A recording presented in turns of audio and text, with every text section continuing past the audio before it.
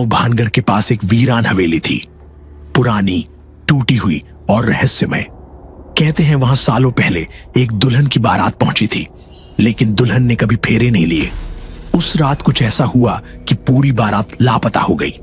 तब से वो हवेली शापित मानी जाती थी। एक रात जब बारिश तेज हो रही थी, दो लड़कियां रिया और पूजा इस हवेली की ओर मोबाइल कैमरा लेकर पहुंची। उनका इरादा था एक डरावना ब्लॉग शूट करना। जैसे ही उन्होंने कैमरा ऑन किया, हवेली की खिड़की अपने आप खुल गई। अंदर से एक ठंडी हवा आई और दरवाजा खुद ब खुद खुल गया। रिया ने पूजा की ओर देखा। ये सब कुछ ज्यादा ही रियल लग रहा है। अचानक एक दर्द भरी चीख हवेली के अंदर से आई। दोनों सहम गईं, लेकिन रिया ने कहा, अब जब आ ही गए हैं तो देख ही लेते हैं।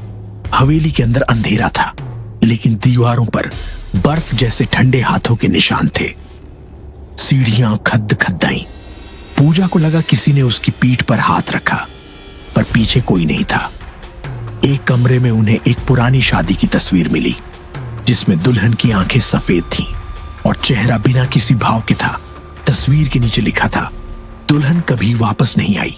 रिया ने मोबाइल से फोटो खींची ही थी कि उसी पल एक लाल साड़ी पहने औरत एक झलक में उनके सामने आई। उसका चेहरा खून से लथपथ था और उसकी आंखें सीधे उनके भीतर झांक रही थीं। रिया ने जोर से चिल्लाया, भागो। जब तक वे बाहर भागती, दरवाजा खुद ब खुद बंद हो गया। बंद दरवाजे के पीछे उन्हें हवेली की पुरानी डायरी मिली। उसमें लिखा था, मेरा नाम चंपा है। मेरी शादी रघु से हो रही थी। मैं बहुत खुश थी, लेकिन उसी रात मेरी सहेली गौरी, जो रघु से प्रेम करती थी, ने मुझे श्राप दे दिया। फेरे से पहले ही उसने मुझे जड़ दे दिया। मेरी आत्मा अधूरी रह गई और मेरी आत्मा इसी हवेली में कैद हो गई। मैं दुल्हन तो बनी, लेकिन ब्याह कभी पूरा नहीं हुआ। रिया और पूजा की आंखें भर आईं। वे समझ गईं कि आत्मा डरावनी जरूर थी, पर पीड़ा में थी। पूजा ने कहा, हमें इसे मुक्ति दिलानी होगी। अगली रात वे रघु के वंशज करण को ढूंढकर हवेली लाई। करण को कुछ याद नहीं था, पर जैसे ही वो हवेली में घुसा, हवेली की लाइटें टिमटिमाने लगीं और हवा की आवाज तेज हो गई। चंपा की आत्मा सामने आई। अब वह लाल साड़ी में, चेहरा डरावना, लेकिन आंखों में आंसू लिए थी। क्या तुम मेरे साथ फेरे लोगे? आत्मा ने पूछा। करण सहम गया, लेकिन रिया और पूजा ने उसका हाथ पकड़ा। ये सिर्फ एक आत्मा नहीं, एक अधूरी दुल्हन है। करण ने हिम्मत कर चंपा का हाथ थामा।